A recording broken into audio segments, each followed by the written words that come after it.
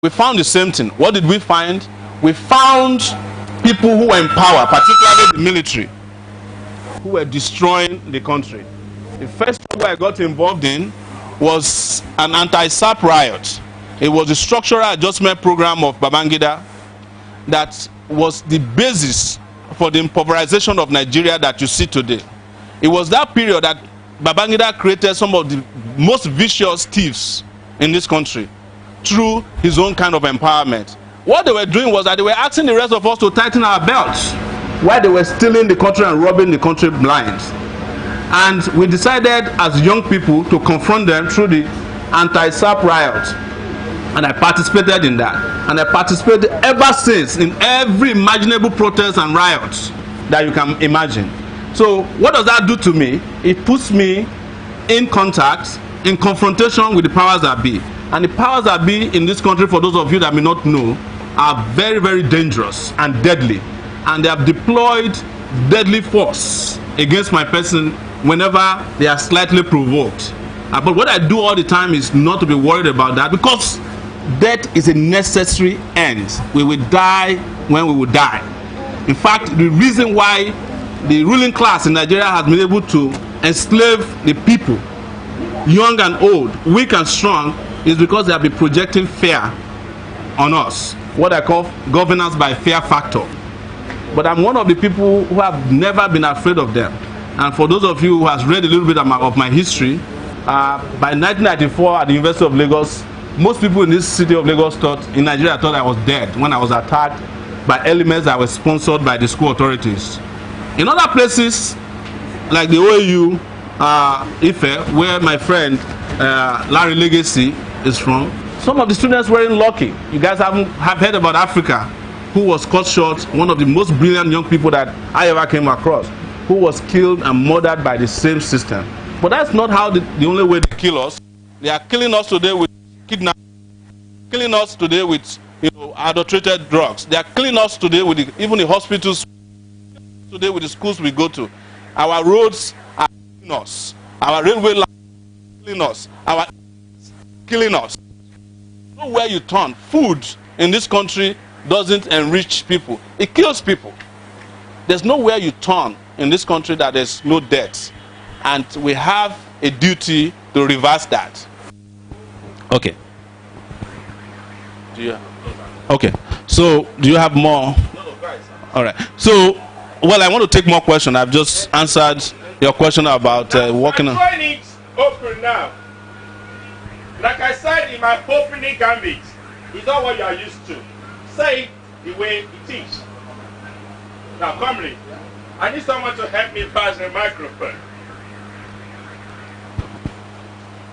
Hit the nail on the head.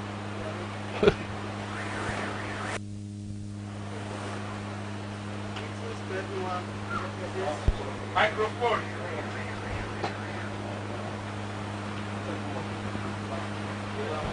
Oh, can you give me my microphone and then I will and you return it back? Yeah.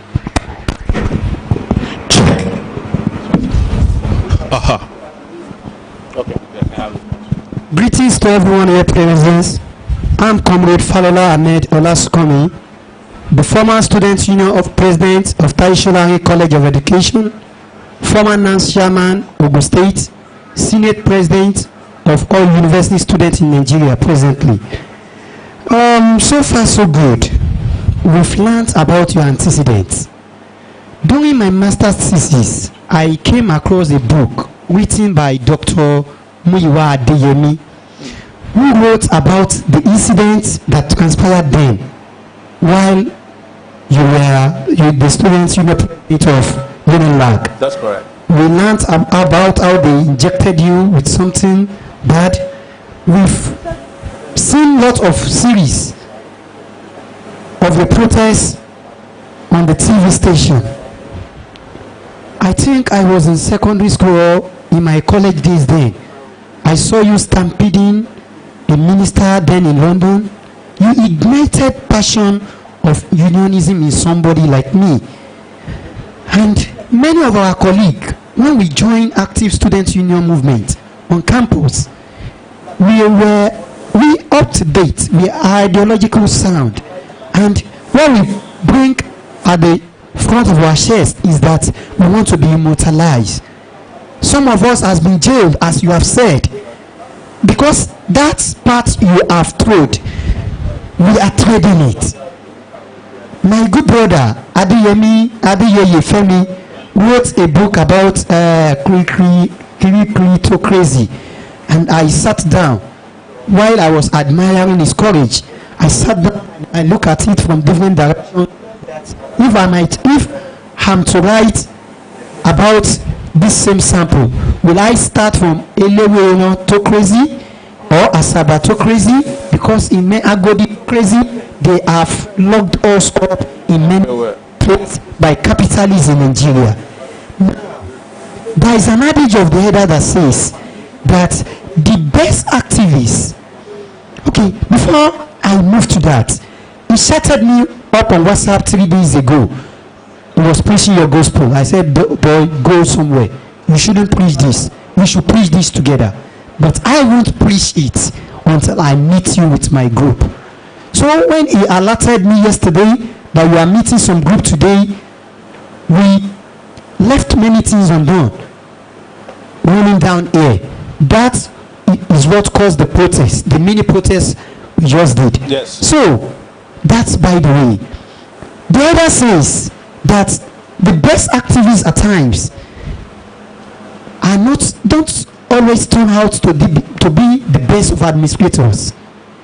The way we channel point, the way we do our activism is different from governance, and they have stated series of examples, and they even supported it with instances that during the days of one of the military administration, they were also clamoring for youth in governance because you are within the bracket stage of youth. The youth they used for minister then turned out to be the worst of the politicians today. I've forgotten the name. But as a good student of history and as a comrade who is a species of you, I want to throw this to you. Apart from the protests you have led in the past, apart from telling us that these expired fathers have betrayed us, apart from telling us that this system we all know that has decayed, the same way Buhari came up and tell us that he will be a messiah, and till the date we are witnessing nothing but rubbish. Yes. We only have an analog president ruling a digital country. Apart from all this that have been said in the past, what other malady the country is facing that you want to put a remedy to? God bless Nigerian students. Thank you very much, comrade, for your question. I want to enlighten, not you, because I'm sure you're very enlightened about this, that it may not be correct that activists are not good administrators. I don't know if you have heard about an island called Cuba, which is 90 miles from the United States. You cannot believe that it was governed by an activist for several years. I do not want any nation to be governed by one person for that many years. But Cuba turned out to have the best education, even better than that of the United States, which has the most money in the region. It had some of the best doctors. In fact, some of their doctors were the ones that came to end Ebola in Sierra Leone and Liberia. Whereas the US and the English doctors were catching Ebola, the Cuban doctors did not catch cold when they were treating people in those places. I want to tell you also that you should not compare me with Buhari, because Buhari has never done anything that we know of that is intellectual, right? What brought us to Buhari in 2015 was that we had such a bad PhD holder, we didn't care to elect somebody who were not sure of his WAEC results. But it was because Nigerians have always been looking for some messiah. And I'm not presenting myself as one, because I'm not making any declaration here. I am just having a conversation between me and you on the way forward for this country. But let me tell you administratively what I've also done. I have, in the last 12 years, without bragging, created a world-class company known as Sahara Reporters. And it can compete with any media in the world. I can break news the same way or better than CNN. In fact, there have been news broken by Sahara Reporters that CNN is begging to use. BBC is begging to use. And once in a while, they invite me to come and talk on CNN. And I said to them, I can't come to your station to do your work for you, because when something is happening in the US, I will not call your president to come and be interviewed. I have work to do. That's why you don't see me a lot on some of these mushroom channels. You know, CNN, Al Jazeera. I don't hate them, but I'm doing as much as they are doing. But what has that company done? It has employed people. In fact, with due respect, I probably have employed more people in Nigeria in the last 3 years than Buhari has employed his entire tenure. We created this place May last year. There are Nigerians working here. Even there was an attempt to muzzle and shut down the place in number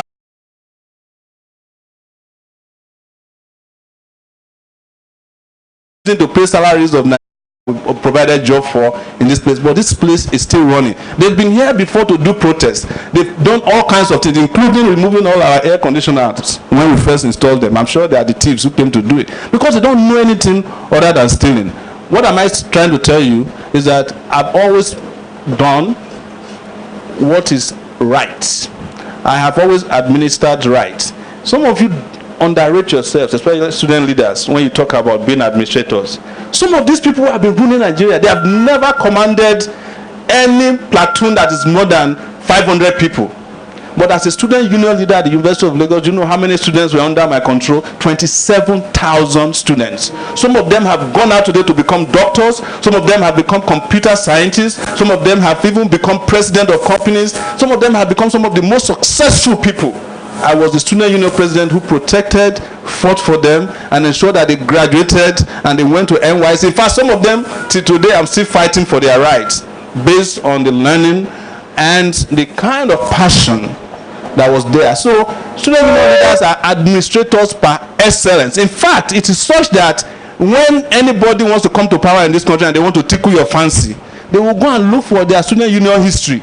They say, you know, I used to be a student union fighter. They will lie to you that they fought in a Limongo or that they fought in another this thing, because that's the only way they can present themselves as people of character. So student union leaders or activists are not bad people. You know, Ganifa Wemi ran one of the best law firms in this country and won some of the best cases in this country, exposed some of the best, you know, he ridiculed some of the so-called best lawyers in this country, exposed all the Supreme Court justices in 1993 to the extent that the Supreme Court could not sit for several years. Ganifa Wemi also is an activist. You know Femi Falana. Femi Falana also runs a law firm around here that is world class as well. So activists are not bad administrators. The bad administrators in this country, you know them. I have seen 7 presidents come and go as leaders of this country, starting from Babangida to Shonekon, from Shonekon to Abacha, from Abacha to Abubakar, from Abubakar handed over to the gorilla in Ota. You know, after the Ota man came the sick man from Kashina, Yaradua, that was dead for 5 months and nobody knew in this country. So a dead man was running this country for 5 months. After him came the buffoon from Bayelsa. And now, this man that has no brain, that is in Aso Rock. So you tell me, have you ever seen any one of them run a student union before? Have you ever heard that Jonathan participated in a protest before? When you and I were fighting June 12th, Dino Melaye was one of the people fighting for Abacha to remain in power. When you and I were fighting in the 90s to make this country a better place, Bukola Saraki was brought in after he finished his medical degree to come and become a banker, even though he was a doctor, which doesn't matter. I'm a geographer and I'm a media person today, right? But what did he do first? In 1991, he stole for the first time. It's documented in police report, 500,000 naira from Societe Generale Bank. If they had stopped him in 1991, he would not have had the audacity to ruin the bank and ruin the lives of people and then use the money to go and steal more in Kwara. And what did he do in Kwara for 8 years? They created a Kwara where he could not even send their children, his own children, to go to school, even though he claimed that Kwara was one of the best places. The same thing have happened in every place, including even in Lagos here. where the so-called Jagaban man has taken over every piece of land that you can find, including the land belonging to Lagos Poly, which is now known as TVC. These guys are not doing anything but kleptocracy. And being kleptocrats don't make you an administrator. That's why you see that when they are office as governors, they will create businesses. The moment they leave the governorship, the business will collapse. All of you know about the newspaper that Benga Daniel created in Ogun State. Where are they today? Even the TVC and the other, I heard they are struggling because there's no free money as it used to be anymore. What about Ojus or Kalu, who created an airline? Where is it today? The moment they were exposed and they don't have access to that feeding bottle of Nigeria resources, the businesses will collapse. One guy put up a notice today on Instagram, and I saw it, and it was very profound. I think he's a musician, and for the first time I respected some of these musicians. I think his name is Eddie. He said Nigerian youth entrepreneurs have no mentors. That is, all these billionaires that you are saying, they are not mentors. He said because you can teach people how to make money legitimately, but you cannot teach people luck. Because if you ask them, the $10 of this world, Dangote of this world, they didn't do any hard work. If a goat had the kind of tax relief, the kind of waivers that Dangote gets every year, the goat will become a billionaire. If a chicken is afforded the kind of privileges they have, the ability sometimes to borrow money from banks, and when there is time for them to pay the money back, the Nigerian government sucks the debt from them, and they seize a few things from them, and then they bounce back into business. Those things are not even luck, it's criminality. So that is where Nigeria is today. So when you are talking about Nigeria, and you are talking about these leaders, and you are talking about administration or administrative power, there's no one of them that has anything. There's no one of them who can even run their homes. As you know, Buhari's wife is revolting against him every day, saying that I won't vote for you, because the man cannot even run his own house. So that's where we are, brothers and sisters. Please don't let us demean ourselves by saying that as activists we can't be good at. Of course, we are fantastic people. We can run very good countries.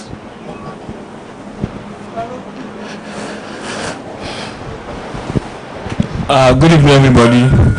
I'm Comrade Oladunni Segun, a member of the Amika Cabral Ideological School. I think first thing that I have to appreciate you for that, we can't be talking about democracy without the role of the media. You get it now, because for the first time, you are using this platform to engage people and to talk to you. I've listened to you now in the last almost 15 minutes talking, which provides me the opportunity to ask question about, okay, maybe not immediately now, maybe in the next forum I can ask, how do you want to run the economic sector by sector, and we get details that, okay, how many people that are out of job, you get it around the country, how do you want to provide job? Can selling of all the national assets provide job, and what have you? Because like recently I just returned, from the northern part of the country, Kano, Zaria, Kaduna, where you have bastards like El-Rufai as governors and emperors, where you see children, where they have the highest number of children almost out of school in the world, where children we wake up with no hope, carry plates to look for what have you. I think that is very important. So the role of the media in a democracy to engaging people, because like the mess we are in today now, the Buhari we have and all those who packaged him, I have challenged them that they should provide us with any 5-minute documentary where he spoke to anything at all he wants to do. Anywhere he just say security, Boko Haram, I will fight. I follow those who have stood for something over the years. Like the student leaders of today, people like Yinka Gbadebo and co, those nice people. If they are chairman of any local government, someone like me, I will gladly pack out and don't live in that place. They are bandits, armed robbers, and there are student leaders who claim they are leading students, even up to present people who call themselves the NAS or National Youth Council of Nigeria. What have you? They are even worse than armed robbers. You get it now? Because some of them, even in juice office, you get it now. If they go there to even take however small money, they will take themselves, fight themselves dirty. And what idea do they have? No idea. You get it now? So we cannot now say because somebody is a youth is then qualified to be president of Nigeria. Youth have to do with substance, what you have in your head. Get it now as to how we want to move the country forward. So we cannot, continue in this path and don't try to do you see the needful to do what is necessary to help our humanity. So maybe as subsequent forum, once you create them, we ask, what do you want to do with all this EKDC, Abuja DC, what have you? Because like I told you, I have gone around. I've also been in Ilorin. You will see NEPA bill. Somebody is owing the total payment now, maybe 250, 300. You see current bill 13,000. Nobody is, there is so much mess. So we need to break them sector by sector, one item after the other. All the good people have become scared. They have become. I'm the moderator, and I'm not like a institution whereby I'll be taking for granted, perhaps inadvertently. When you collect the microphone from me, hit the nail on the head. Mention your name, hit the nail on the head. Now let me give us, I'm a teacher, let me give us an example. Show, the problem has always been who will bail the cats. And now, it appears you are willing to bail the cat because you have been bailing the cats. And you have equally painted and authored diary of woes in Nigerian states. What exactly is that thing that you greatly dislike about the Nigerian state, apart from the seeming institutionalization of mediocracy? You can't have one thing that you detest most about Nigeria. I tell you, I've lived in the US for 19 years. I'm not preaching it to you. But the saddest day in my life is when I went to a friend's house in the US and he was using Nigeria to threaten his children. He said, I'm taking you to Nigeria. And the children said, please, Daddy, what do you want us to do? If you tell your children you're taking them to Jamaica, they don't get upset. They say, yes, when are we going? When you say you are going to, Democratic Republic of somewhere, Daddy, when are we going to go? But when you say we are going to Nigeria, I say, Daddy, please do not do that. Do you want me to wash plates? Clean up after myself? That is my saddest day in life. And that tells you the story, the terrible story of Nigeria. That it is the only country that you use in scaring children. I mean, innocent children. These children don't even know much about Nigeria. Just know that Nigeria is a bad place. But in all honesty, we might have ego that feels perforated when we talk bad about Nigeria. The truth is that everything is wrong with this nation. When Ghana had an electrical blackout, it took them 6 months to fix it about 2 years ago. Even after that, the people of Ghana did not vote for the guy under whom that happened, John Mahama Drama or something, and voted for another, and that was his punishment for putting them in. It wasn't blackout though. It's just that they rationed electricity for 18 hours instead of the 24 hours that they have gotten used to. I mean, what do you want to talk about in Nigeria that is not annoying or that is not detestable? Is it our roads? Is it our hospitals? Is it our universities? Is it our, airports? Can you imagine, for those of us who fly in and out Nigeria, Nigeria cannot maintain 4 toilets. 4 toilets. They can't keep clean 4 toilets at the Murtala Mohammed International Airport. Anytime you get there, it's never clean. There's always somebody there who is rotating inside the place, asking you if you need toilet paper. I'm like, why don't you give me your hand so I can use it to wipe my ass? What is toilet paper? Why should there be somebody serving you toilet paper in a toilet? The toilet paper is supposed to be flowing endlessly in the place. There's supposed to be a machine on the wall that is giving you toilet paper as much as you need. What are you doing? Because why? They are rationing toilet paper. The man has been given the money to provide the toilet paper, has embezzled the money, and he puts a guy there to say, please, if this one don't finish, just disappear.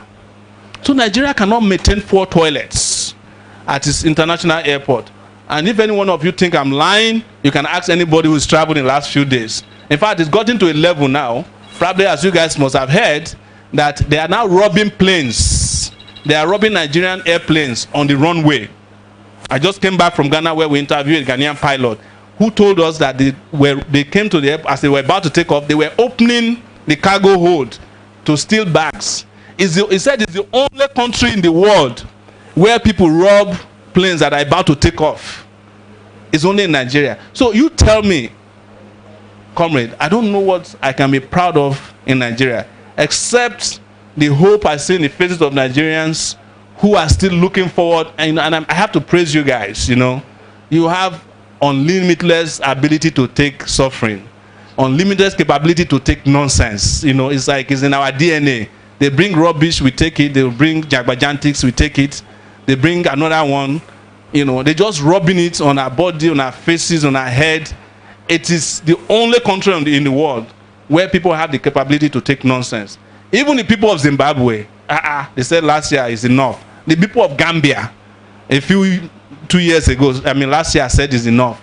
Nigerians are about the only people, the only country in the world where we still have this rubbish just persisting. And I tell you something, and this is very important, listen, all the rulers, all the rich people, the oppressors, they are wondering, because I talk to them, they talk to me out of fear, or sometimes when I provoke them, they are wondering when we will revolt. All of them.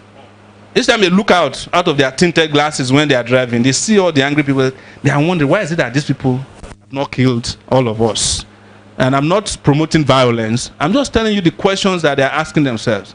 They are wondering, but we don't have to get there. What we can do, like you said, is just to unite. All the poor people in this country must unite. I want to just let you know, once again, comrade, there's nothing that you can be proud of in Nigeria of today. I don't know, maybe I'm just looking, I can't find, I'm counting, I just can't find, and I'm so sorry to say that has to be the starting point.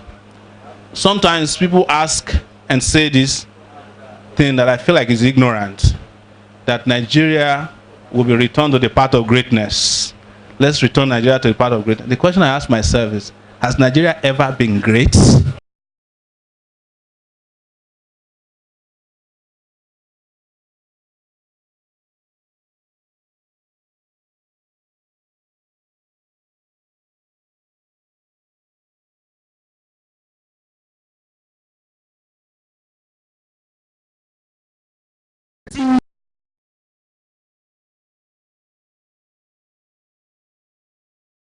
Ask ourselves, if there was the greatness, I want to know the year, I want to know the month, I want to know the day, I want to know the hour, the minute, and the second that Nigeria was great for. Some people have said, in the 70s, Udoji was just profligacy of a stupid president. Go on. They got money and they start buying bicycles. Can you find the Udoji bicycles today? If you go to Ghana, you still find the place they called Nkrumah Motorway. It was one road built in the 60s. It's still there.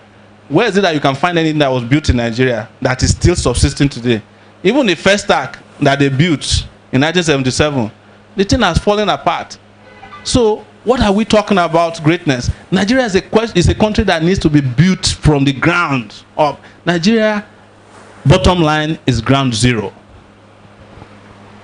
Has Nigeria been great? We must interrogate it. Sorry.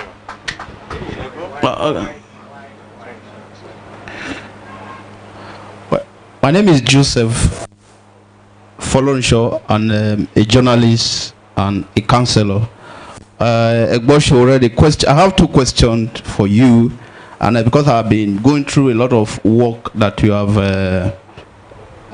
distinguished, what that you have done, but there's one that I don't know why you are not go deep into it, and I see it to be one of the biggest problem of Nigeria is the religious rulers. I don't believe they are religious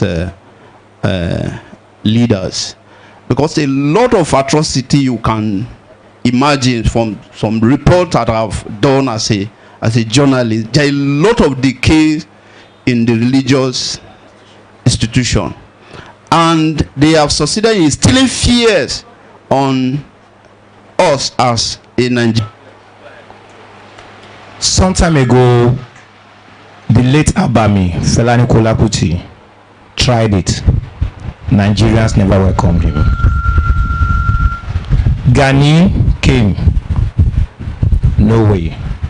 Falana came. No way. Do you think there's a way issue? Thank you. Observation granted. Let's make it. I remain unshakable on myself. Alex Samotenchi, Chairman Committee for Defense of Human Rights, Lagos Branch. Sir, my observation is very simple. Sowore have not told us he wanted to run for presidency. The essence of this gathering, if I'm not miscalculating, is to interact. I don't want us to put him on his toes. Why not the moderator allow Sowore to take a piece of paper and jot every point rather than answering to each question bit by bit, in order for us to have a very robust discussion. Thank you. Moderator, thank you. I want to say that you are in the home of digital creation and innovation. So everything you are saying is being recorded, and it will be reviewed by me and several other people. But the most important part of my life is I have very good memory, so I can remember what everybody is saying. But I agree with your observation that there's no declaration, and I made it clear before. Yes. What we are having here is a town hall kind of meeting to discuss our destiny. I am not new to politics, but it's not this kind of decadent politics they play. We were playing student politics in our time. And as student leaders in those days, before we become students, we have to debate. Actually, we have to go through about 4 manifestos before you can become accepted. You have to visit all the hostels. And I'm talking about a school with 27,000 students. And we used to have religious groups, ethnic groups, but we were all united on one thing, that we are all fighting against oppression. Very quickly, Comrade, to address your issue about whether I'm running or not. That's not the issue. Just let's put it this way. If I were running this country today, right, all of you will be happy. I can run this country in my sleep better than Buhari can do it if he's awake 24 hours in a day. And I'm not bragging. People have been talking about Nigeria being very difficult. Nigeria is not difficult to rule.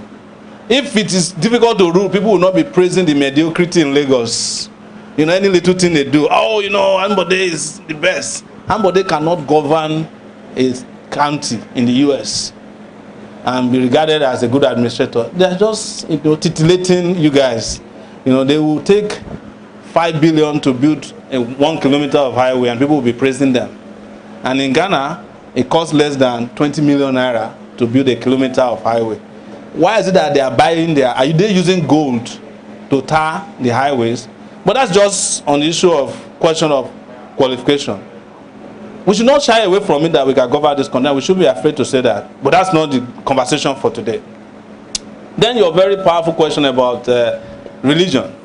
You know, you probably don't follow me very well. You know my position on religion, you know. All these religious leaders we are seeing, they dread Sahara reporters as much as the governors do, the president does, because all of them are working together. In fact, it is, I don't know if you have heard about cats and rats, right?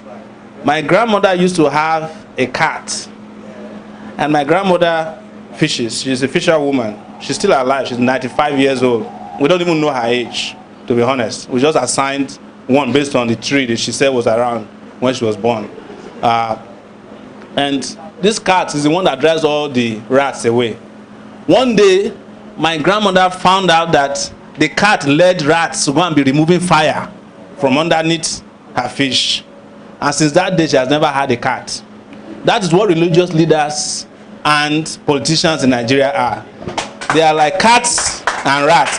Religious leaders are supposed to strike the fear of God in the hearts of criminals. But religious leaders are the ones who they work with the cats and the rats. Some of them are even fatter than the cats themselves. They work seamlessly together. We have exposed a lot of them. We are the ones, it's only on our website you can find all their jets and how they are buying it. How they are building university that the people who are contributing tithes cannot go to. How when they are sick, they go abroad for medical care, correct ones in London. And when their members are sick, they give them holy water. This is a mixture of water and olive oil. They give them handkerchief. The people who are producing holy water don't even believe in Jesus Christ.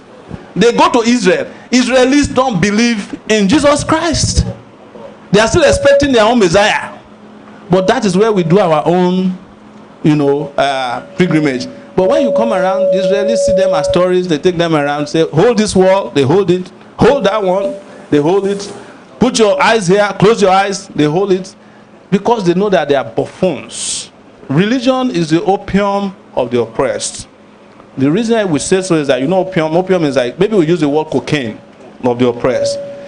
It is the churches. That's why you see when somebody is a thief in government, as soon as they build a house for themselves, the next thing they build is a church. Because they know that when you keep going to church, you will never question the idea about why things are wrong with the country. You know, why the politicians who are stealing are sitting in front of the church, whereas the members of the church who are building the church, who have kept the church, are sitting at the back. So the best is always reserved for the baddest guys, true religious leaders. But we've exposed all of them, including the one that was sleeping with the prostitute in Canada and claimed that you never knew her. And then later when the account numbers came out, the account statement came out, he said he was trying to help her. But there are more people who need help in Auchi. Why do you have to go for a Canadian prostitute who already has some kind of a job and a means of livelihood? Prostitution is actually very lucrative abroad. If you are a good prostitute, you make more money. That's why there are a lot of prostitutes, Nigerians who are going to prostitute in Italy and other places. So most of the religious leaders are liars. They are dissemblers. In fact, the question I ask myself is that, why is it that the God of the Bible, as I've read the Bible twice, God is very quick to anger, especially when you provoke him. But why religion is so popular in this country is because they are using it as a means of deferred compensation. The politician will enjoy here. He will have the nicest house. The pastor will have a jet. But he will tell the members of the church that his own reward is in heaven. Heaven. How come if heaven is such a great place, the pastor should be the first ones drinking poison to die so that they can quickly go there? But they know that there's no heaven anywhere to go, and that's why they're enjoying themselves here. Suffer for what? Enjoy for heaven. Now, in give or take, in the next 10 minutes, we are going to call it squeeze. But this is what we are going to do for fairness and equity's sake. If you have questions, your hands up, please. We have 10 minutes to go, so we are going to allocate 30 seconds each.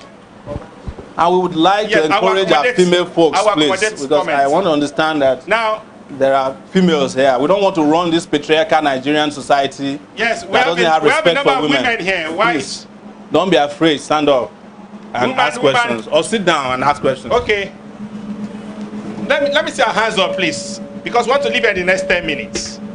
Okay, Egmalande 1, 2, 3, 4, 5. Okay, 5 questions / comments. In other words, 1 minute each. That is 5 minutes. Now, 5 minutes, let us assume without conceding that she will spend 5 minutes while responding so that we can leave here on time. Thank you. Greatest Nigerian people. I won't take so much time, but definitely would want to look at some touchy area with regards to what we've been discussing. I think myself and Sho, if I can remember 2012, 18th of January precisely, we started something like this, right there in New York. And I will say to you that some things while you were trying to answer the questions. Somebody asked whether we have competent hands. Your name, sir? Larry Legacy. That's OAU, former President Obafemi Awolowo University, Ile-Ife. Legacy. It's a legacy. Great. Somebody asked that question, do we have competent hands to rule Nigeria? But what comes to my mind is, have we ever had competent hands ruling Nigeria? If you look at the issue of fuel in this country, about 20, 30 years ago, it was the issue of liberalization of the downstream sector. Commercialization of this, commercialization of that. You want a situation where NNPC cannot distribute fuel. You want private sector to come into fuel distribution. You want private ownership of the filling stations. Some of us are here and young enough, they don't even remember that at one time, the government of this country, apart from refining fuel, they would distribute and they would sell. And they made us believe that economic theory, where government is interested in the welfare of the people, cannot work. But even with all the privatization we have today, the queues are still there. Have they ever been able to deliver? The issue of light started like something, it started like a joke. It kept on deteriorating. The thing we had while we were young was that it was epileptic. They bring it, they take it off, they bring it, but now it is permanently no light. It's total darkness.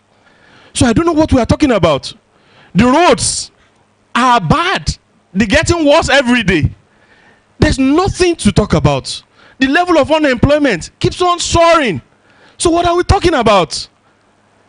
Sincerely speaking, to me, at this present time, it is better to try anything new at all than to continue with the old order. That's the sincere truth. Now, having said that, what comes to my mind is that as young generation, look, we should look at it right now. A lot of persons are dying, and I always tell people, I don't teach people again or tell people or talk people into activism any longer. What I do is I will tell you, visit the prison, visit the hospital, get to the airport. Check the number of Nigerians that are running outside. Perhaps the inverse of his joke. If you want to tell an American kid to come down to Nigeria, he starts crying. Tell a Nigerian that you are giving him visa to anywhere in the world, he is happy. Because he feels that anywhere outside there is better off than inside there. That's how bad it is. So right now, it's not just even about Sowore. Because I think, I don't like hiding. I'm not a politician. I want to be as straight as possible. The essence of this discussion should be tailored towards the fact that we are about taking leadership. It should be tailored towards the fact that we want to get power. If we don't put our destiny in our hands, if we don't start fighting for it, common malaria will kill you in the hospital while we are waiting on the queue, because the general hospitals are not working. You will think and have hypertension, and you will never have the drugs to cure them. High blood pressure will kill you. Instead of dying of all those things that can be taken care of, I would rather die fighting. Thank you. Thank you, comrade. Firstly, I need to recognize the political lion of Unilag during his undergraduate. That's Moyo. When I saw Sowore posters about the president, what came to my mind was Femi, Anikulapo Kuti, Gani Fawehinmi for president. These people, they tried it and they failed. And I was like, what's the structure that Sowore has on ground for presidency? And you were mentioning Fala North, Sahara Reporter. Those are private investment that you have veto power on. It's quite different from public governance. And also Senator Barack Obama, he became president. We know his political history from the Senate, 2-time senators. I believe if any change will come from this country, no matter how sincere the president is, it must come from the legislative arm also. Do you have a grand plan? Because you shouldn't be going there alone. Do you have a grand plan on the legislative arm, judiciary arm, to ensure that your governance will be easy, if at all you even get there? Thank you. Response, 1 minute, sir. Thank you very much. I want to correct the impression that Obama, for example, had any extended political history. You can go and find out. His best ever item on his resume was the fact that he was a community organizer. Obama, by the time he became a senator, he wasn't 2-time senator, by the way, and I'm not trying to call you out. He was a state senator, and then he gave that speech, and then he became a senator, and then subsequently president. It happened very fast. But what we are saying here is that the kind of experience, because you are talking about experience here, if you are correct. Yes, I will tell you that I don't have any experience in stealing. I don't have any experience in killing people. I don't have any experience in using text messages to get judgment from our courtrooms. I don't have any experience in maladministration. But an experience you cannot take away is that of a fighter who has been fighting for 30 years. And even in the army, you are not likely to find a general who has been fighting consistently for 30 years. And I have done that. And I want to say to you that do not discount the experience that people had running student unions around the country when they were younger. Because those areas and centers were centers of administration. The experience, the political experience we are talking about, the experiences that if I wanted, I could have compromised and taken since I left University of Lagos in 1995. If I wanted to be minister, I'm not bragging, I'm sure there will be somebody who would like to deliver me 2 ministerial positions so that I can keep quiet and not give them a hard time. What we are talking about here is focus. We have not had leaders who have vision in this country. If they have vision, it's blood or blurry vision. We have not had leaders who have passion in this country to do what is right and stand by it. Courage. We have not had leaders who have courage in a way that you can save this country. You are talking about the legislative arms of government in this country. What do the legislators actually do that you know, that you call experience? If a governor constitutes a legislative arm, they just share money to them, they give them vehicles, and they take them training abroad, and they just take care of themselves. Which laws have you heard about in the last 16 years or more, now 19 years, that was made in this country by the legislative arm of government that you can say is revolutionary, to the point that it brought good roads, to the point that it gave you good hospitals, to the point that it gave you good schools, to the point that it gave you the dignity you deserve, to the point that it provided people with jobs? Tell me the legislation. None. And these are people that are supposed to make the laws. They haven't made any laws. What am I telling you? I would have regretted it, and I mean it seriously, if I had ever been part of any political institutions in this country. I would be covering myself, my face in shame that I have been part of the people that have been driving this country backwards instead of forward. So what I'm telling you here, brother, is that it's very important that we continue to have the kind of self-confidence that is needed, so that we don't get ourselves back in the hands of these criminals. Do you know why? If we are not careful, the election cycle is coming. And I have said, I haven't declared that I'm running. And we will be faced with 2 people again as the Hausa. Is anybody from the north here or who speaks Hausa? Anybody? Anybody understand Hausa? Do you know what they call Munafiki Banza? Yes, that is a deceiver. That's what Buhari is. Then there's something else, because I served in north. There's something else that's called Barawu Banza. Do you know that one? Thief, an article, you know, or so you might be faced again with these 2 characteristics of politicians. Somebody who deceives you to believe that he will give you freedom, he will stop corruption, he will stop Boko Haram, and 3 years later, the only thing he has done significant is moving from one hospital to the other in London. Buhari, for a while, was only visiting Nigeria once in a while. He was staying permanently in London. And don't forget that I know all these guys, I know all their secrets.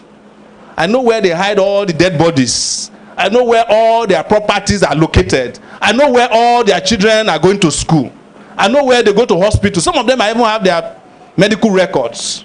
And I know how long some of them might live. So, but they are just using Nigerians to treat themselves. They are using Nigeria's wealth to take care of themselves and their immediate families. And they are deceiving the rest of you that, you know, the people that want to take over power from us are not ready. Tell me which school any one of them went to. Tell me. And if we want to talk about schooling, I went to school too. I went to the University of Lagos, studied and graduated there. And I went to school abroad too. So you can't use that one to come and lie to me about intellect. Right? So this is very important that we do not continue to be cynical about our ability to rescue ourselves from these guys. What we are talking about is revolutionary change. It is not cosmetic. I'm not asking for reform, because reform has never helped Nigeria. They have been reforming and patching Nigeria all this while.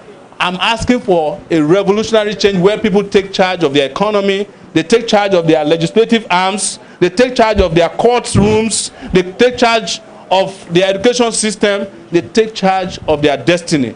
That is what I'm calling for. I'm calling for movement politics, and it must happen. Yes. Yes. Thank you very much. Good afternoon, everyone. I'm Komishomi Emmanuel. How do you understand Hausa? Go ahead, it's a joke. Sir, you've spoken wide and large. We have listened to all this several times, gone to many places, politicians, artisans, technocrats, pastors and the likes. They tell us the same thing, Nigeria is bad. But what is keeping my mind is the way forward. What the way forward? Because if we start now counting on everybody, how many of us have our PVCs? Even though, let us have a way forward. And it's not about every student leaders that are bad eggs. For the person I was talking about, the NAS committee and things like that, we have an example of our leader now. Please let us a way forward, please. Please. Okay. Do you have other questions? No, please? we're marrying 3 now. Okay. Sorry. Good afternoon. I just have 2 questions. I have a few more, but maybe later on. You referred to Nigeria as ground zero. How do you build and provide jobs in a period of economic downturn and dwindling economic profits? And then secondly, education is very important. What educational milestones do you aim to reach, and what policies will you use to make that possible? Thank you. Third one. Yeah, finally. Good evening, ladies and gentlemen. My name is Akin from Concern Youth, Egbeda. My question is this. Putting into consideration the level of disillusionment and misinformation of Nigerian youth, how pragmatically possible is it for this activist platform to mobilize Nigerian? In the midst of our disillusionment, created new consciousness. There are now more voices. Some of them are amplified on my platform or using our platform that are speaking and moving. This country is moving. It's only that it's moving at a pace that is unacceptable. Instead of the country moving centrally, people are just moving individually. As you know, when you go back home tonight, you are the one providing your electricity. You are the one providing your water. You are the one who's responsible for fixing your road. You are the one providing the mega that is guarding the street where you are. That should not be the case. As a matter of fact, if Nigeria of our dream or our aspiration comes to be, there won't be wars like this anymore, because these are prison yards. If you go to decent cities around the world, you don't see walls, because then you don't see the beauty of the architecture of the place. We're just all living in prisons, and every compound is like its own local government or its own state, run with your meager resources. So it has started already, and I'm glad that you came. You are talking about disillusionment. We are using this disillusionment as a kinetic energy. We are going to convert our anger, our disillusionment, our disappointment into a movement. Movement politics is what I call it, that will chase out all the crazy butt heads out of town, according to Bob Marley. It's going to happen. And we are not going to do it by lining up behind long stories. The comrade there was asking, what is the way forward? Trust me, you know, it's very easy for me to go and bring you a Google cut and paste and say this is the way forward for Nigeria. The way forward for Nigeria is you. It's your determination. Because they have been telling you for long that they can do it for you. I am challenging you to take Nigeria to the level that you want it. Don't sit on your hands. Don't be wringing your hands. Don't be afraid. Don't be scared. You have nothing to lose except your disillusionment. You have nothing to lose except your chains. You have nothing to lose by taking Nigeria to the level that you want it. Because why? It's easy for politicians to promise, and they've always done that to you. We'll do it for you, don't worry. They make you sit down at home for 10 years, another 4 years, and one day you wake up and you discover that nothing has happened. Your life has just been wasted. The other way forward, and I've said it, has to be revolutionary. We are taking the economy, we are taking it back to the people. People talk about private sector. They've been talking about privatizing everything in this country. But you tell me, what is it that they even privatized that worked before? And the people in the private sector, where did they derive the money that they are using, or the wealth that they are using to collect and enrich themselves from? It's the public sector. When Dangote wants to transport his cement, does he have a highway? Does he not rely on Nigerian highways to do the transportation? Why didn't he say, well, since I'm the richest man, I'm going to create my own highway for my cement alone. I'll create my own rail lines. But they rely on the government, they rely on our common wealth. Like I tell you, what do you think is AMCON? The one that takes away all their debt. It's the biggest scam of all time. But when they owe money to all these big banks, AMCON takes away the debt from them. They call it debt buyback. And they wipe away the debt. That's how so many of them became billionaires again after they had become paupers a few years ago.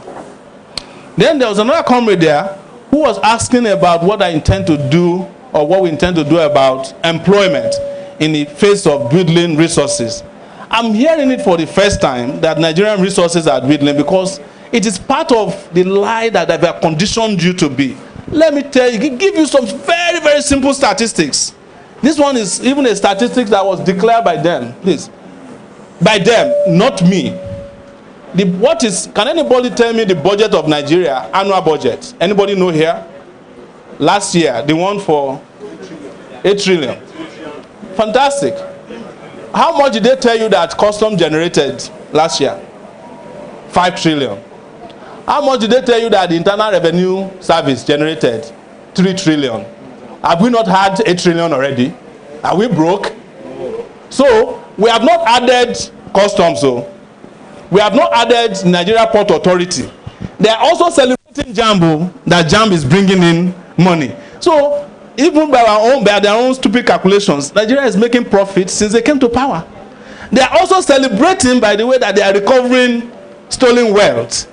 And there's a figure to that. So, by now, our budget is supposed to have been funded, and we are supposed to be relying on surpluses based on the government's own calculation of their own revenue. And this is just simple arithmetics. But you know, they've conditioned you to believe that we are poor, we are poor, we are poor. So we just keep borrowing and borrowing. We borrow from outside, we borrow from inside, we go to Euro bonds, you know, and we borrow ourselves into bondage. It's all a lie. What you have is a bunch of lazy people at the top. They don't know what they are doing. They don't know how to create jobs. They don't know how to add 1 to 1 and make it 2. They don't know how to do jack. That is the reason why you are hearing the story. And like a friend of mine and I were discussing in the corner, it then became a government by fear factor. You know, it's all about, we don't have enough money. If you vote for the other guy, there will be no money for you. But we don't have enough money, and there are 7 presidential jets in this country servicing one man. The convoy of the Nigerian president is the biggest in the world. They have at least 60 cars that follows Buhari everywhere. It's not the only one, no. It has been the tradition. To give you institutional waste, they will close down the highway 3 hours before the man leaves. They will still close the highway after he has left. If they are flying into any airport, they will close the airspace. An hour before arrival, they will close the airspace an hour after arrival. It is peculiar to us. Did you guys not see a woman who was riding bicycle who gave Donald Trump middle finger? You dare not go near Buhari's last car with a middle finger. You'll be a dead person. Because there's just too many, you know, it's waste. It's peculiar to us. There was a time in the US, President Clinton was traveling abroad and he stayed on the runway. Not on the runway, the side, and he was cutting his hair. It became a national scandal. Yes, that they were cutting his hair before takeoff. Say, how dare you? President Obama pays for his food if he's not doing state functions. Every US president does that. But our leaders, they even allocated over 4 billion. Is it the 4 billion to Aso Rock Clinic? Buhari's wife came and said there's no syringe in the place. I didn't make these things up. These are the kind of leaders you have. And like I said, these guys are a bunch of liars. Fairness to the man, you cannot give what you don't have. And somebody said that, oh, maybe my life has been in the private sector. That's, you know, I might have been in private sector, but I've been doing public service my entire life. That's the truth. And I don't want to discountenance that. I'm not presenting to anybody a CV or some kind of resume that I'm some super better human being. But the question you ask yourself is that, where are you going to get people to run Nigeria with you? How is it that Nigerian doctors are the ones running US hospitals? Can't we bring them back to run our own? Why is it that Nigerian doctors are the ones running Saudi Arabia hospital? Can't we bring them back? Why is it that we have to go to India to get the better treatment when we could be getting it from our doctors? Do you know what India did to make their medical centers the best? They created an enabling environment for their doctors to return home. And that's where every Nigerian is going today for medical tourism. Where do you think the rest of the world is getting the technical know-how? There are Nigerians in Facebook, my brother. There are Nigerians at Microsoft, right? And I was asking myself one question yesterday when they say, well, we don't know how to train people, we don't know how to deliver education. Education has gone technical to the extent that even the classroom concept had been destroyed in other places. Do you know why? How is it that you Nigerians can get Microsoft certification in this country and be successful? Which classroom did you go to? It is technology. So, but you cannot have people who are cake, like I said, running your country, and you expect digital development. It's not going to happen. So many of these guys are ministers, they don't know how to operate a computer. That's the truth. I can tell you categorically that the man from Oyo, who is the Minister of Communication, probably don't even know his left from his right. And is the Minister of Communication of this country. So when you see the kind of characters they put in important places, you don't need to go too far. People are talking about crime in the country. People are using technology to solve crime all over the world. In fact, so many of the problems we have with security today, they are just common crimes that can be taken care of if we have a police force that is working for us. When I was first arrested, and I'll end here, and taken to area finish, here, area F, as a student leader. We were sitting down in the night. They brought us out to come and have fresh air. You know, you meet some nice policemen in the night. Say, come and get fresh air. So they started discussing around us that there was robbery somewhere. The leader of the police that was talking to us, the moment they said, "So please," he said, "I know the robber." The policemen in this town, they know all the criminals. They know where to find them. That's why when the son of a rich person is kidnapped, they'll get the person out. Because they know all the kidnappers. They work hand in hand. You think Evans, they didn't know Evans? I said, why was it so easy to go and find him, and when they caught him, there was no even any shootout? And already now, as I heard, Evans is on his way out. If what I'm hearing is correct. It's a criminalized society. And to take it out, we must just get back to fighting for it. It's not, let me tell you, it's not going to happen that the power you need, dignity you need, the respect you need will be given to you on the platter of gold. Perish the thoughts. These people are not giving up power without a fight. And that's what I want to let you know. Thank you very much. Thank you, ladies and gentlemen, for your patience, understanding, and courage. That is where we are going to call it quits. But before then, do we have anybody in our midst from Youth Nest who would like to hear his or her thoughts? Just for 1 minute. Youth Nest. Okay. From Youth Nest. Anybody here? Is Madam in the house? Okay, none. Now, comrade, we've called it a day already. But before then, can we all be on our feet as we bring this to an end, revolutionarily speaking?